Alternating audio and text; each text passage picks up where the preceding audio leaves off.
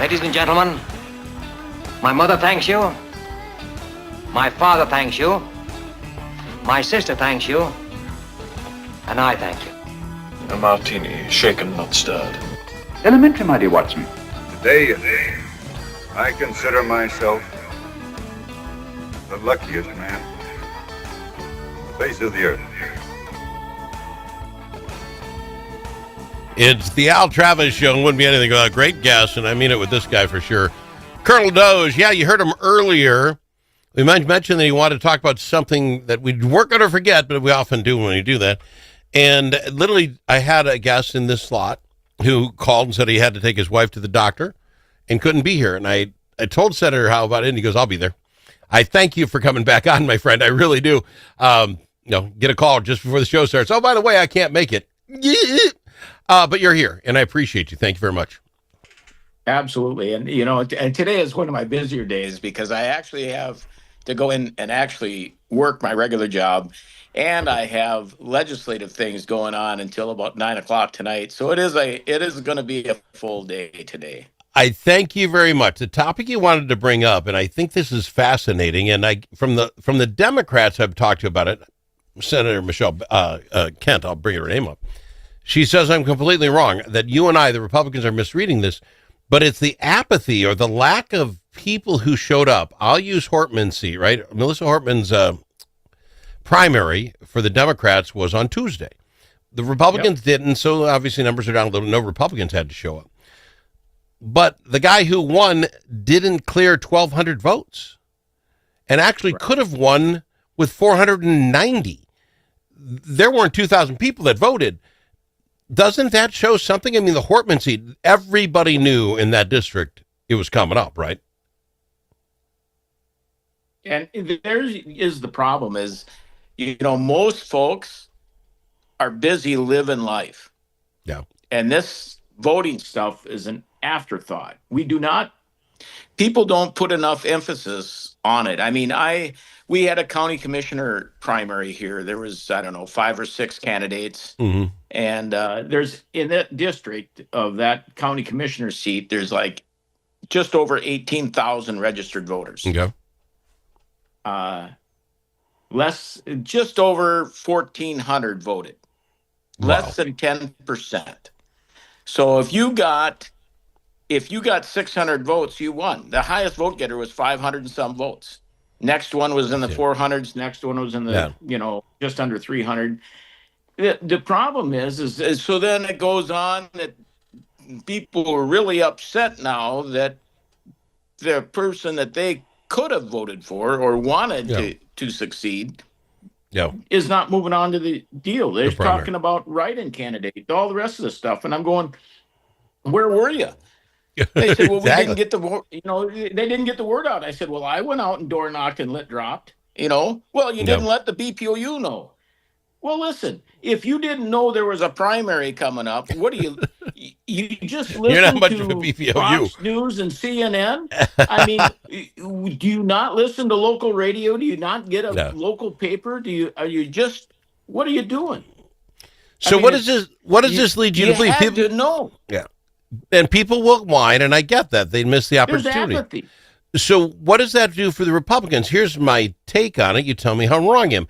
I don't think the Hortman seat changes. I'm sorry. I think there's a lot of reasons. She's turned that thing pretty blue, and with the circumstances, I don't think that changes. Bruce Anderson, the senator from further north there, that's not going to change either. That's going to stay red. That's 70, 80% red. That's not going anywhere. But the apathy for me is in Mitchell's seat, which was 17 points for her. Give her credit. Kent before her. They plowed a lot of road here. But 17%, and you just spent 15 months backing this gal who said she had a great excuse, but wasn't. She's a felon. I think that takes back from people. I think people are going to say, I'm not big on that anymore. I'm not doing that. And between that and the fact you see apathy like this, could there be a Republican who could step up, knock enough doors and say, we could be 2,000 people away from having this seat? You're absolutely right. It depends on who shows up. And it depends on how good the get out the vote is, if they really energize some folks. And I would say from the people that I talk to, of course, but all of us live in kind of that bubble of we talk to our own folks. Yeah. But the people I'm talking to really believe that there's an opportunity there because they are so upset with what happened. And we will see. I think it's a long shot, but it is a shot. And that will really change the dynamics if that occurs. Well, and that's what I'm saying. If 2,000, 3,000 people, 8,000 people can change the entire state of Minnesota. Instead of the Democrats running the Senate, guess what? Now all of a sudden the Republicans do. It would change everything in Minnesota because of that one seat. And like you say, maybe it's a long shot, but it's a shot. I presume you guys are all door knocking all day, all night, trying to help there, and I presume money's being raised for it. That's what's going to happen between now and election time. Absolutely. And keep in mind, you look at, let's take Melissa Hortman, right? Mm-hmm. She ran 3 times to win. Yep. Yeah. Well, I'm telling you what, because it's name recognition. Well, this gentleman that's running again in that in the Mitchell seat, in Hortman's Lee. Oh, it's he's running for his second time. Okay. Right. So he's getting some of that name recognition, and sure. He's a veteran, just like Mitchell was. Yeah. He's a teacher. Okay. That should help. I think he's a great candidate. So Okay. we'll see how and great candidates make things happen. So we'll see.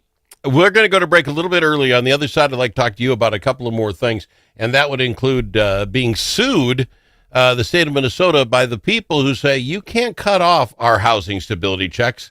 We need those. We'll talk about that and much more coming up right after this. Think about it. Now that school's out for the summer, how are Minnesota students doing? Not very well. Minnesota ACT scores fell again last year and are the lowest they've been in 10 years. In fact, fewer than half of Minnesota students can either read or do math at grade level. Think about it.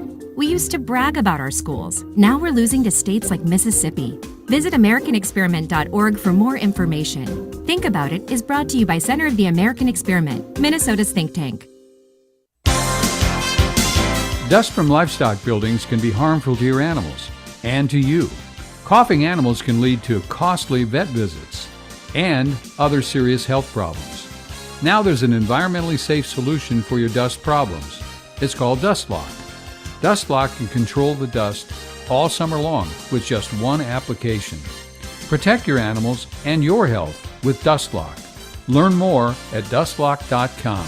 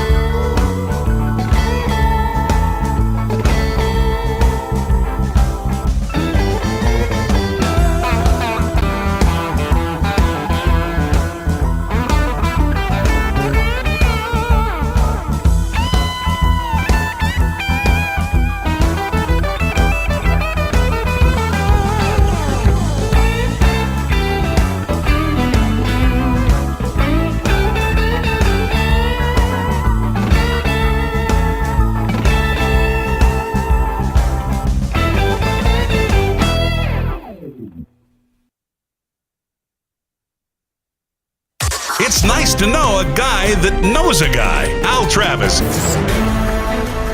I love getting his straight answers. He's Senator Jeff Howe. Senator, so the Housing Stability Act thing that was just blown up here in the last month, the Medicaid thing, the federal government came in and a U.S. Attorney General, he comes in here and he says, we're going to take a look at this bad boy. And as soon as he says that, the state of Minnesota shuts this thing down. Guy does a news conference, attorney says he believes close to 100% of this stuff looks like it's been fraudulently done. 2.6 million to 104 million last year. That's bad enough. And I think this shows everything that's bad about what we do here in Minnesota. We can come up with one idea that sounds like it could be good, and we'll botch it. But since they stopped the program 2 weeks ago, Home Care Staffing, a private company involved in all of this, has made $270,000 in the last 2 years on this program. They're suing you and I for $13 million for the damage to their reputation. Sir, there's no way, no how. This is Crazyville. You know, here's the deal, Al. If this money was actually getting to the people that needed the housing and didn't have housing, and it was helping them pay for their housing, I got a soft spot. Amen. But when all you are is giving advice to someone, there's realtors out there. There are property managers out there. Everybody's trying to rent you a space, right? Absolutely. And I'm sure these people that need that help also probably have a social worker who can help them navigate those streams. This was an ill thought out idea that just put money in people's pockets for doing what we're doing right now, talking to people. Well, and the length of time. So folks know, Senator Howe does not get $70 an hour from me, but you can get $70 an hour to do this. And then on the other hand, we have to talk about a lot of different things, and it takes a lot to fill 150 hours. You talk about rental properties, this program, that program, church. How do you fill 150 hours? That's ridiculous. I don't know. Do we talk about what color the walls need to be one day and what kind of floors you want the next day, and then we talk about whether you want hot water and how hot the water there should be, and whether you want a shower or a tub. How many do they each take an hour? I don't know. I don't know how you get to 150. I don't know how you get there, but we'll pay. So it's a little over $10,000 to every person you put down this homeless that you talk to. And you don't even have to get them into a place. We tried. Didn't work. We'll talk to them again next year for another 10 grand. It just goes to show you there's some attorneys out there that are hungry for a suit and think that the state is just going to pay off to make them go away and they're going to get a cut, right? I think that's where we're at. We stopped. It would be about $135,000 a year payment, so you're suing us for $13 million. Oh, yeah. Sounds like makes sense. I was planning on doing this for 10 years, so come on. I don't know if I should. I'm going to switch topics. I don't know if you're going to hate me for this or not, but we all know how Senator Hoffman got shot, right? Middle of the night, guy fakes he's a cop, knocks on the door, and, bad things happen. You shared with us after that, when we had you on, that the cops in your area drove up to make sure you were fine, knocked on the door. You went and opened it. Could have been the exact same situation. You didn't know. But you did say you've got cameras, you do the stuff. You just didn't use it. I venture to guess, Senator, your house is more secure, more fortified than the state capitol. Because I hold in front of you the key to the capitol. Some will call it a door wedge, a rubber stopper. This is all you need to get in the capitol. They came out with their answer to the problem, because there's some 30-some doors. We're only going to open 4. How does that stop the problem? The guy didn't illegal break in. He broke it. He got in during regular business hours, went to one of the doors, put that in, and left. He could do that still. Absolutely. So where is the contact, like you were talking before, where's the contact that is on the door in the door jamb that when the door's left ajar says, hey, folks, you didn't lock your doors. I mean, I tell you what, my wife, she makes sure that I walk around the house to make sure I've got, let's see, two outside doors, and then two doors going into the garage from the Yep. house. And Yep. we make sure that every day, every night before the last one turns in, those doors are secure and locked, right? That's my job. See, this is the common sense crap. That's what I do at my house. Going to bed, hun, and if she might say whatever, I walk the home and I make sure all the doors locked. It's what I do. It's just been doing it for years. How is their answer? We'll just have less doors. How about saying the guy, Bob, will wander around the whole perimeter as soon as we close and guarantee the doors are shut? That was the answer. Not less doors. Now, and they kind of said that they had 3 entrances for the public to come in, right? Yeah. So now they're down to 2, and instead of 14 doors or whatever, they're down to 4. But that doesn't mean that you don't have many other doors out there that aren't public entrances that somebody doesn't go stick a wooden wedge in and let some people in, right? See, that's exactly true, because those other doors can't be barred shut. That's how people evacuate if there's a problem. It's like, what's weird is the local high school, we built ours 25 years ago, whatever, right? One-way locks, you can push from the inside to open it up, but you can't get in from the outside. That seems more complicated than what we got at the Capitol. I don't understand how. Yeah, you're right. You're right. We don't have that. And after spending $300 million or whatever it was to upgrade it and make it better, we forgot the security piece of that. Is that what we did? Well, and again, we're going to have to go back and revisit that, because I know in the Senate, to me, from a fire guy standpoint, we didn't even do egress right on that. I mean, I really don't. I don't even think that one flows very well, because I struggle to get from the parking area up a stairwell anywhere. I've got to go either elevator or up a ramp, down a ramp, over through there to try to get to a stairway so I can get to my office. Because I like the stairs. I'm not a big guy with. I don't like elevators that much. To me, from a fire guy, stairs, I know they're going to be there. The elevator is a question mark. Yeah. On that same line, again, I'm not ripping the state police, but there must be Capitol Police and that sort of thing. 4 people get shot. You know that they're all working, the line of work, or why. How they didn't fortify this place like nobody's business in those 6 weeks. I think there's a lack of caring, and I don't know how you get that back if no one ever gets held accountable. True statement. I think that's it. And, just before we went on, I was talking to a former state trooper who was working as a sergeant at arms, right? Okay. All right. And so he was working, and he decided not to come back next year because of some of the decisions that were being made.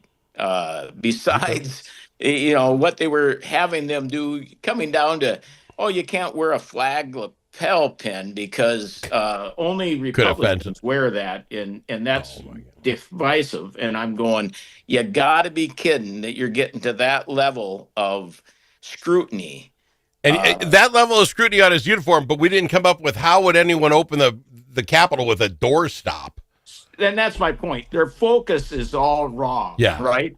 They put the focus where it needs to be on what their job is supposed to be, not on what is upsetting you because it doesn't, it might be divisive. Why don't you just be concentrating on securing people and making sure the place is safe? And I think that lack of focus is hurting us.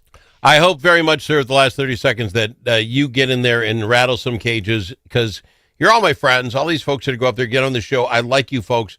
I think you deserve better. And I can point at me, we let you guys down. If a 50-cent doorstop can get you in the Capitol, we let you guys down. So go fix it for me, will you?